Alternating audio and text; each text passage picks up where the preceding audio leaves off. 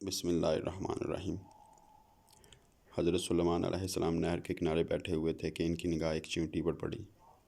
چیونٹی گیہوں کا ایک دانہ لے کر نہر کی طرف جا رہی تھی۔ حضرت سلیمان علیہ السلام اس کو بہت غور سے دیکھنے لگے۔ جب چیونٹی پانی کے قریب پہنچی تو اچانک ایک مینڈک نے اپنا سر پانی سے باہر نکالا۔ مینڈک نے اپنا منہ کھولا تو چیونٹی اپنا دانہ کے ساتھ اس کے منہ میں چلی گئی۔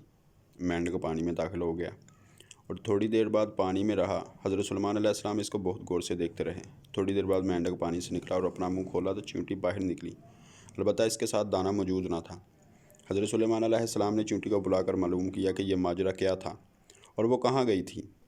چیونٹی نے بتایا کہ اللہ کے نبی، آپ جو نہر کی تہہ میں ایک بڑا کھوکھلا پتھر دیکھ رہے ہیں، اس کے اندر بہت سے اندھے کیڑے مکوڑے ہیں۔ اللہ تعالیٰ نے ان کو وہاں پر پیدا کیا ہے۔ وہ وہاں سے روزی تلاش کرنے کے لیے نہیں نکل سکتے۔ اللہ تعالیٰ نے مجھے اس کی روزی کا وکیل بنایا ہے۔ میں اس کی روزی کو اٹھا کر وہاں لے جاتی ہوں۔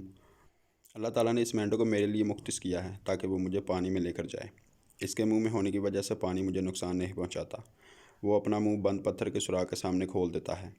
میں اس پتھر میں داخل ہو جاتی ہوں اور روزی ان کیڑوں تک پہنچا دی تھی اور پتھر کے سوراخ سے اس کے منہ تک آتی ہوں۔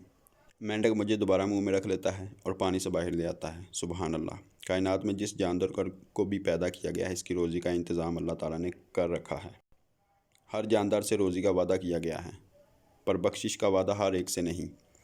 اے انسان، تو کتنا ناسمجھ ہے۔ جس چیز کا وعدہ اللہ نے تجھ سے کیا ہوا ہے، تو اس چیز کے پیچھے بھاگتا ہے، اور جس چیز کا وعدہ تجھ سے نہیں، تو اسے بھول بیٹھا ہے۔ اے بندے، رزق تیرے نصیب میں جتنا ہے وہ تجھے مل کر ہی رہے گا۔ اگر ایک ذرہ بھی تیرے نصیب میں ہے تو اسے حاصل کیے بنا تو مر نہیں سکتا۔